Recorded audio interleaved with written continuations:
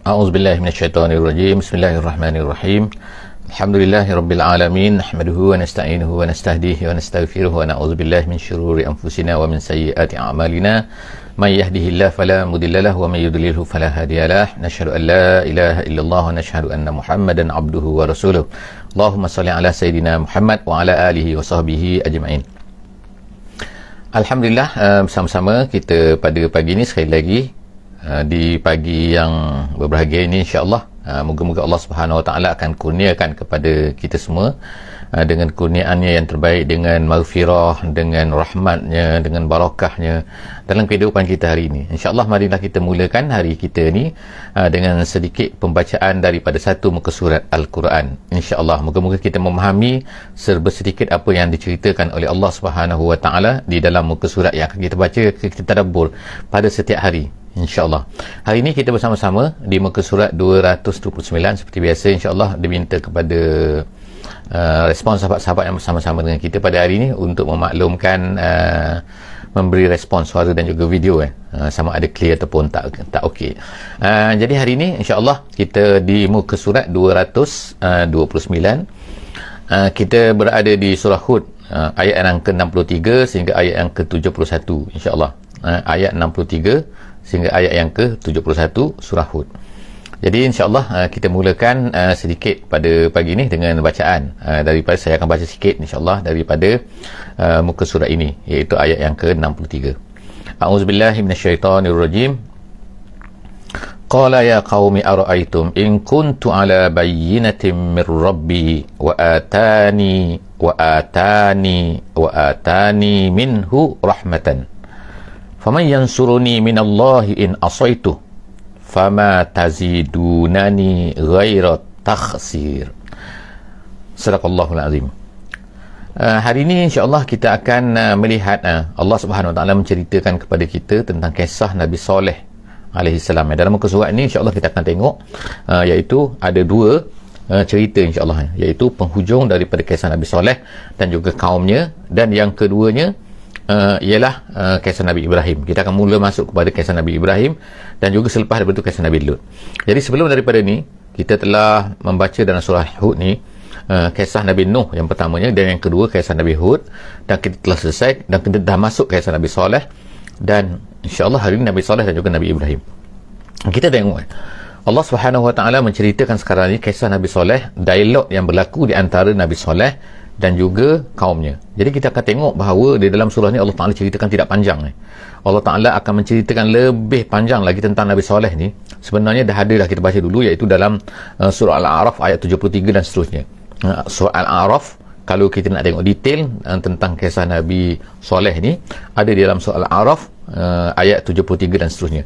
Jadi hari ni kita akan tengok hanya sepintas lalu. Allah Ta'ala ceritakan sepintas lalu. Setiap daripada Nabi-Nabi ni Allah cerita sepintas lalu kerana kesesuaiannya dengan suasana yang berlaku pada masa ni, iaitu Allah Subhanahu Wa Ta'ala nak memperingatkan Nabi, nak memperingatkan kepada orang-orang musyrik yang didakwahi oleh Nabi bahawa ini dia yang telah dilakukan oleh Nabi-Nabi terdahulu, dan inilah juga yang telah dikatakan oleh pembesar-pembesar ataupun orang-orang yang didakwahi, kaum-kaum mereka, dan juga apakah yang akan berlaku selepas itu. Secara ringkasnya 3 perkara saja yang akan kita tengokkan, iaitu dakwah, dan kemudian tu penentangan ataupun dialog yang menentang dan menolak, dan yang ketiganya akhirnya ialah balasan Allah Subhanahu Wa Taala, azab Allah Subhanahu Wa Taala ke atas kaum-kaum tersebut. Secara ringkas. Jadi maknanya Allah Ta'ala sebut ini sesuai dengan keadaan Nabi SAW yang berada di pengakhiran dakwah baginda Nabi SAW di penghujung Mekah. Jadi kita tengok Allah Subhanahu Wa Taala ceritakan Nabi Saleh berkata, kita mulakan dengan pada ni hari ni, iaitu qala Saleh. Berkata Nabi Saleh, ya qaum, wahai kaumku, ara'aitum, apa pandangan kamu, in kuntu ala bayyinatin min rabbi, kalau aku ni betul daripada Tuhan aku. Ala bayyinatin makna ala bayan, makna ada bukti nyata. Jika sekiranya aku ni ada bukti nyata, min rabbi, daripada Tuhan aku, wa atani minhu rahmatan, dan dia berikan kepada aku ni kenabian. Memang dia ni melantik aku. Apa kata jika sekiranya Allah Ta'ala lantik aku ni jadi Nabi dan aku mempunyai bukti-bukti, apa kata? Jadi Nabi Saleh berkata kepada mereka ni, faman yansuruni minallah in asaitu. Sekarang ni Allah Ta'ala menjadi akan aku ni Nabi, dan kemudian dia meminta kepada aku supaya aku sampaikan kepada kamu. Aku ni bukan pandai-pandai nak cerita kepada kamu kan, bukan aku ni maknanya datang daripada aku sendiri, tapi Allah Ta'ala yang melantik aku. Itu kata Nabi Saleh kepada kaumnya. Jadi kalau aku ni tak menyampaikan apa yang disuruhkan, apa yang diperintahkan oleh Allah Subhanahu Wa Taala kepada aku, siapa agaknya yang akan yansuruni, maknanya ialah yang mena'uni, maknanya yang menghalang. Yang menghalang maksudnya yang akan menolak jika Allah Subhanahu Wa Taala nak seksa aku. Kalau aku ni langgar perintah Allah, Allah Ta'ala suruh aku untuk menyampaikan kepada kamu. Sekarang kalau aku tak buat, siapa yang akan menolong aku, menghalang seksa yang akan datang nanti kepada aku jika aku tak buat benda ni, jika aku melanggar perintah Allah SWT. Jadi aku buat ni kerana Allah SWT suruh aku, bukan aku ni pandai-pandai. Tengok kan, maknanya kan Nabi-Nabi semua, jadi mereka tu bersusah payah, mereka ni kan tak dapat upahnya dan sebagainya kan, tapi mereka tetap juga bekerja. Nak menunjuk itu saja pun dah tunjukkan bukti, dah menjadi bukti sebenarnya Nabi-Nabi itu adalah betul. Sebab apa?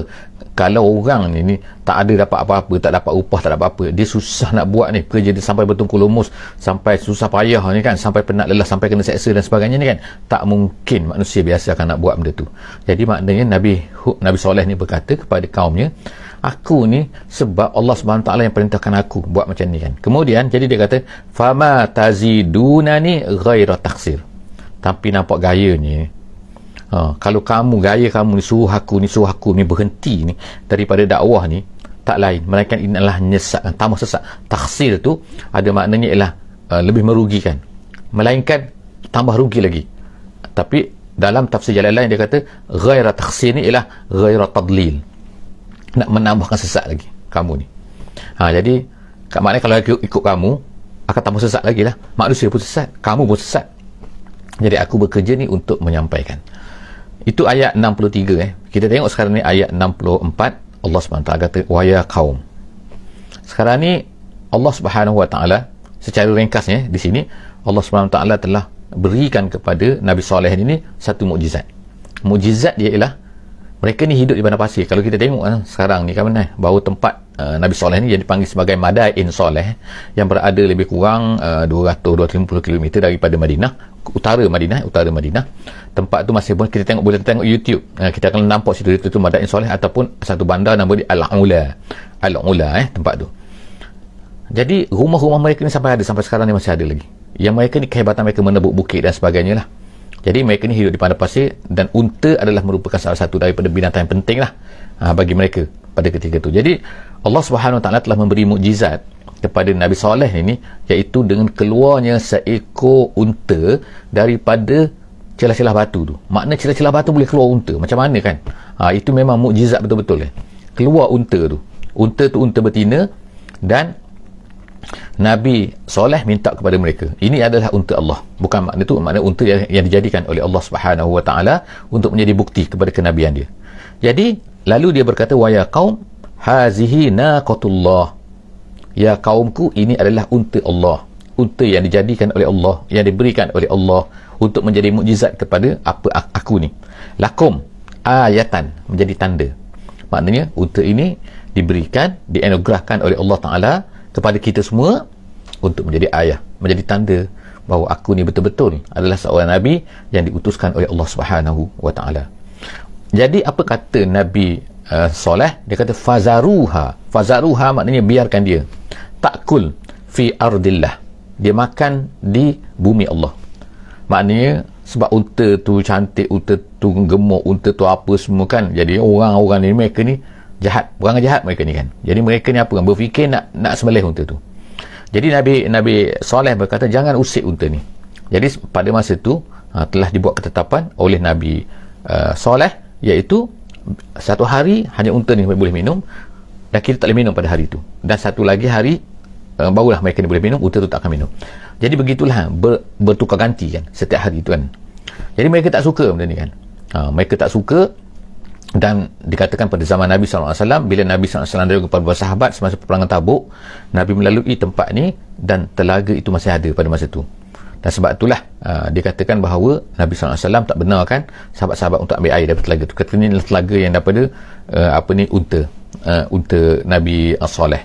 Jadi fazaruha, Nabi Saleh berkata fazaruha, biarkan dia takul fil ardillah, dia makan di bumi Allah. Dia nak makan, dia hidup bebas maknanya. Wala tamassuha bisuin, jangan kamu sentuh dia dengan buruk, satu benda yang buruk, maknanya jangan kamu sembelih dia. Itulah maknanya, jangan buat apa-apa, jangan apa-apakan dia, jangan usik dia gitu kan. Fala, jadi wala tamassuha bisuin fayakhuzakum azabun qarib, kalau kamu buat macam tu nescaya kamu akan terkena azab yang qarib. Jadi itu adalah merupakan amaran, bukan susah pun. Banyak lagi unta lain. Unta ni pun bukan dia unta mereka, bukannya unta yang daripada anak-anak unta mereka. Kenapa mereka nak sibuk sangat nak ambil unta ni, nak sembelih unta ni? Tapi oleh kerana kejahatan mereka kan. Jadi Allah SWT sebut selepas daripada tu fa'aqaruha. Dalam ayat ini kalau kita tengok kan, Allah SWT menggunakan fa'aqaruha maknanya ramai-ramai mereka sembelih unta tu. Apa yang berlaku kan, jangan sembelih, jangan usik, jangan apa-apa kan. Tengok mereka ni fa'aqaruha, mereka bukan sekadar tu fa'aqaru. Allah Ta'ala gunakan perkataan aqar ni dalam bahasa Arabnya maknanya cara pembunuhan yang jahat ni. Bukan pembunuhan yang baik lah kan, cara pembunuhan yang jahat, yang mereka ni seolah-olah macam tu. Dan mereka ni kalau ikutnya lah, mereka ni dikatakan bukannya ramai-ramai bunuh unta tu, tapi mereka ni menyuruh seorang daripada mereka tu, nama dia Kudar, nama diriwayatkan dalam tafsir jalan lain, dia kata Kudar ni dia ni disuruh oleh ni orang kaum Samud ni supaya bunuh unta tu Kudar. Jadi Kudar pun pergi. Jadi maknanya walaupun dibunuh oleh Kudar seorang saja unta tu, tetapi mereka ramai-ramai ni yang menyuruhnya. Jadi dianggap bahawa mereka pun sebenarnya adalah orang-orang yang terlibat lah, yang menyuruh. Sebab penyuruh kepada pembunuhan, mereka juga lah dianggap sebagai pembunuh. Itulah yang dimaksudkan bila Allah Ta'ala gunakan fa'aqaruha. Fa'aqaru, mereka ramai-ramai bunuh, seolahnya dalam segi maknanya, tapi sebenarnya seorang saja yang buat tu. Fa'aqaruha, lalu mereka ramai-ramai bunuhnya. Faqala, kata Nabi Saleh pada masa tu, tamatta'u fi darikum, oleh kerana kamu dah bunuh unta ni, maka tamatta'u fi darikum, seronoklah kamu di dalam rumah kamu salah satu ayam, 3 hari saja. Nabi Saleh berkata 3 hari, tapi jadi apa yang berlaku? Selepas 3 hari memang berlaku betul-betul azab Allah Subhanahu Wa Taala turun ke atas mereka ni. Jadi Allah SWT, Allah cerita bahawa Nabi Saleh berkata pada masa tu, 3 hari tamatta'u kamu di rumah kamu, seronoklah kamu 3 hari selepas daripada pembunuhan unta tu. Zalika wa'dun ghairu makzub, ini adalah merupakan janji yang ghairu makzub, yang bukannya ditipu. Maknanya bukan main-main, ni bukan bual kosong ni bukan janji kosong ni kan. Ini betul-betul ini betul-betul awak dah bunuh, awak semua dah bunuh, jagalah. Jadi pada masa itulah mana Allah Subhanahu Wa Taala telah memberitahu kepada Nabi Saleh dan juga pengikut-pengikutnya, orang-orang beriman bersamanya, supaya keluar daripada tempat tu. Jadi falamma jaa amruna, apabila telah datang amruna, ketetapan Allah Subhanahu Wa Taala, perintah Allah Subhanahu Wa Taala, iaitu azab Allah Subhanahu Wa Taala. Bila telah datang azab Allah Subhanahu Wa Taala, amruna najjayna Saleh, kami telah selamatkan. Allah Ta'ala kata kami telah selamatkan Nabi Saleh wallazina amanu ma'ahu, dan juga orang-orang yang beriman dengannya. Sebagaimana kita sebut, iaitu Allah Ta'ala telah perintahkan dalam masa 3 hari itu Nabi Saleh ini bersama dengan untuk berangkat pergi daripada tempat itu. Kerana bila berangkat pergi itu maknanya adalah tu perkara yang akan berlaku kepada mereka. Jadi apa yang berlaku kepada mereka kita akan tengok selepas ini. Jadi birahmatin minna, sama juga seperti mana yang kita baca sebelum daripada ni kan, cerita tentang Nabi Hud, iaitu Allah SWT beritahu mereka ini diselamatkan dengan rahmat daripada Allah Subhanahu Wa Taala. Kalau ikutnya maknanya Allah Ta'ala kalau mengirimkan azab, jika sekiranya kemungkinan orang baik di satu tempat tu pun juga mungkin akan terbunuh ke dan sebagainya, itu pun sebenarnya tidak mengapa sebenarnya kan, sebab Allah SWT nanti akan bangkitkan manusia-manusia ni. Kalau mereka ni baik, kalau mereka ni berniat baik, kalau mereka ni, maka mereka akan yub'asuna ala niyatihim, sebagaimana disebutkan dalam hadis, mereka ni akan dibangkitkan mengikut niat mereka. Maknanya tak menjadi masalah, tapi Allah SWT boleh pada zaman-zaman Nabi-Nabi dulu dia akan selamatkan, bagaimana Nabi Nuh Allah Ta'ala selamatkan kaum Nabi Nuh yang beriman. Begitu juga seperti kaum Nabi Hud, orang-orang Nabi Hud orang yang mengikut Nabi Hud yang beriman bersama Nabi Hud diselamatkan oleh Allah SWT. Begitu juga ya Nabi Soleh ni, orang-orang yang beriman dengan Nabi bersama-sama dengan Nabi Soleh, mereka ini diselamatkan oleh Allah SWT birahmatin minna wa min khizyi yaumi izin, dan juga dia akan diselamatkan, iaitu min khizyi yauma izin, dia katakan daripada kehinaan pada hari itu. Jadi selepas itu inna rabbaka huwal qawiyyu al aziz, dan sesungguhnya Allah itu Tuhan kamu huwal qawiyyu, dia maha kuat. Maknanya kalau dia nak buat apa-apa dia boleh buat. Al aziz makna al ghalib, maknanya dia mampu buat, dia boleh buat, tak ada orang boleh menghalangnya. Sebab dia qawi dan juga al aziz. Jadi memang berlakulah wa akhazal ladzina zalamus sayhah. Apa yang berlaku selepas daripada itu ialah wa akhazal ladzina zalamu, orang-orang yang zalim. Orang zalim situ maknanya orang-orang yang syirik tadi itu, orang-orang yang tidak mahu mengikut, tak mahu beriman kepada Nabi Saleh. Maka wa akhaza, diambil, allazina zalamu, diambil oleh apa? As-sayhah. Sayhah ni maknanya pekikan, asal daripada soha tu makna pekik, memekik dengan kuat. Tapi yang berlaku kepada umat Nabi Saleh ni, kaum Samud ni apa? Iaitu berlakulah pekikan, dikatakan pekikan daripada malaikat yang sangat kuat, dan juga gegaran daripada bawah. Makna gegaran daripada bawah, dan kemudian ada pekikan daripada atas pula kan, yang sangat-sangat kuat ni, suara yang sangat kuat. Mereka ni berada dalam rumah-rumah mereka ni, rumah mereka ni dalam batu kan. Jadi apabila pekikan, maka berlakulah pekikan, dan pekikan ni bila terlalu kuat dia akan boleh mematikan orang. Jadi sebagaimana Allah Ta'ala sebut sini, fa asbahu fi diyarihim jasimin, maka jadilah mereka di dalam rumah, bukan di luar rumah mereka ni. Maknanya gegaran kuat, pekikan kuat, maka berlaku dalam tu Allah Ta'ala jadilah mereka ni, fa asbahu, jadilah mereka ini fi diyarihim, di dalam rumah-rumah mereka ni jasimin. Jasimin maknanya bergelimpangan, maknanya mati, tak ada apa, maknanya mati, semua mati yang tinggal tu kan. Jadi Allah SWT sebut dalam tu ka'allam yaghnau fiha, maaf ayat 67. okey, minta maaf terlambat sikit. Jadi ka'allam yaghnau fiha, Allah Ta'ala sebut ka'allam, seolah-olahnya. Lam yaghnau, mereka ni tak pernah tinggal di situ. Yaghnau ni makna sini, lam yaghnau sini maknanya tak pernah wujud di situ pun. Jadi kalau kita pergi tengoklah kan, kalau pergi tengoklah, bukanlah saya nak, tapi kita boleh tengok YouTube dan sebagainya kan. Pada hari ni kita tengok gambar-gambar kan, bahawa seolah macam tak ada manusia di situ, seolahnya batu bangunan tu bangunan kosong, tak ada apa-apa kan, tak ada. Jadi apa ni, tak adalah orang jumpa apa-apa benda kan, dari segi ekologi kan, maknanya kan, wallahu alam bisawab. Tapi Allah Subhanahu Wa Taala cerita kat sini ka'allam yaghnau fiha, seolah-olah mereka ni tak pernah hidup di situ, tak pernah wujud di situ. Ala inna samud, Allah Taala kata ala inna samud, ketahuilah sesungguhnya Samud itu kafaru rabbahum, mereka ini kafir dengan Tuhan mereka. Itulah sebab dia Allah Taala kirimkan azab tadi itu.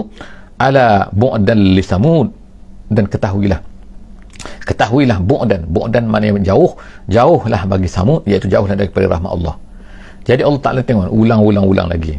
Jadi orang kafir Quraisy ni yang baca ayat ni, yang dengar ayat-ayat ni, yang faham Arab ni, ayat Quran yang selalu Nabi baca ni, takkanlah tak terasa kan, bahawa mereka juga akan bu'dan juga macam ni. Bu'dan seperti Samud, bu'dan seperti kaum Nabi Nuh, bu'dan seperti kaum Nabi Hud. Sebab apa? Semua Nabi-Nabi ni mereka tahu kan. Jadi kalaulah dah diceritakan oleh Allah, ceritakan semua benda-benda ni kepada Nabi Muhammad, dan Nabi Muhammad bacakan kepada mereka, takkanlah Nabi mereka ni tak perasan, tak tahu bahawa mereka akan terkena macam ni juga kalau mereka ni berterusan dalam keadaan dahsyat tu, dalam keadaan ingkar, dalam keadaan syirik kepada Allah Subhanahu Wa Taala. Jadi ala bu'dan li samud, dan jauhlah daripada rahmat Allah bagi Samud. Sekarang ni kita berpalih kepada ayat 69. Ayat 69 ialah ceritakan tentang Nabi Ibrahim.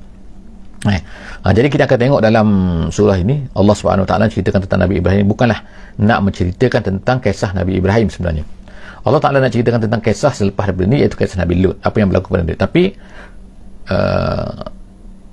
penghancuran kaum Nabi Lut ini ialah melalui malaikat yang datang tu adalah melalui rumah Nabi Ibrahim. Jadi Nabi Ibrahim ini yang kita tahu, Nabi Ibrahim ini dikatakan tinggalnya di Hebron. Hebron ni adalah satu tempat di Palestin pada hari ini, ataupun di Nablus. Dikatakan Ada yang kata Nablus, ada yang kata Hebron. Hebron ni dalam bahasa Arabnya dipanggil sebagai Khalil. Di situlah sekarang ni dia ada dikatakan apa ni, kubur Nabi Ibrahim. Wallahu a'lam bissawab. Yang penting ini ialah cerita Nabi Ibrahim. Nabi Ibrahim ni seorang yang hebat. Dia ni seorang muhajir yang berpindah daripada Iraq, pergi ke Haran, pergi ke Palestin, pergi ke Mesir, kemudian pergi menghantar isterinya Hajar ke Makkah. Begitulah kan perjalanan dia, dan dia pergi ke sana kemari. Dan Nabi Ibrahim ni seorang yang sangat-sangat dipuji oleh Allah SWT. Banyak cerita di dalam Quran.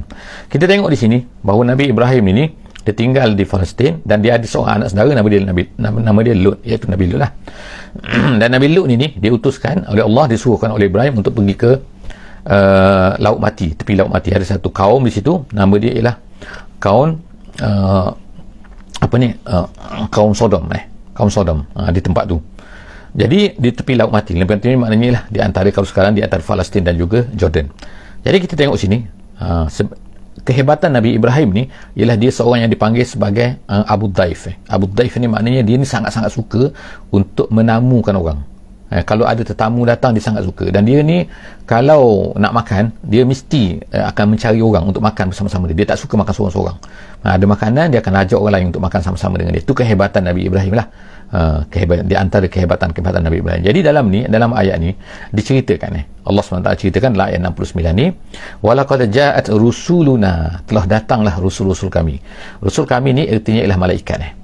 Malaikat pada masa itu datang kepada Nabi Ibrahim dalam bentuk manusia. Jadi dikatakan salah satunya adalah malaikat Jibril. Allah Ta'ala tak sebut sini, tapi dikatakan malaikat. Dan ada yang kata 3, ada yang kata 2. Wallahu a'lam bisawab. Ja'at rusuluna.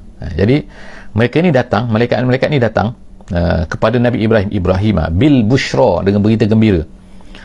Jadi apa berita gembira kita akan tengok selepas daripada ni. Kalau ikut berita gembira tu ialah nak beritahu bahawa dia akan dapat anak, iaitu Nabi Ishaq kan.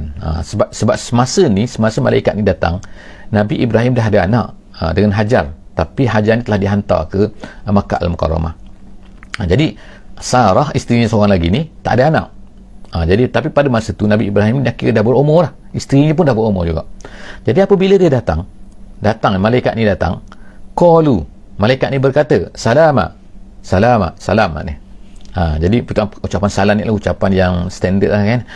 Dari segi salamnya kita boleh kata dalam Islam ni memang itu paling, kalau ringkasnya ialah salam, kita boleh bercakap salam Orang Yahudi pun sampai sekarang ni menggunakan perkataan yang sama kan, selum macam tu Tapi dalam Islam kita ni boleh berkata salam, ataupun assalamun alaikum, ataupun assalamualaikum warahmatullahi wabarakatuh. Yang terbaik lah, yang terbaik. Jadi ini adalah yang ringkas, qala salam. Jadi Nabi Ibrahim pun menjawablah salam, mana assalamualaikum Jadi dia Nabi Ibrahim ajak lah kan, tetamu tu datang. Fama labisa an ja'a, makna tak lama selepas daripada dia dah datang bertamu ni, ajak datang rumah ni, maka Nabi Ibrahim pun membawa datang apa, bi'ijlin haniz. Ijlin ni ialah anak lembu. Anak lembu, maknanya bila anak lembu ni maknanya lembutnya, daging lembut sedap lah kan dan hanis ni maknanya yang dipanggang. Bukan biasa-biasa kan. Maknanya kalau kita tengok orang Arab tu kan, dia panggang kambing ke kan, maknanya panggang.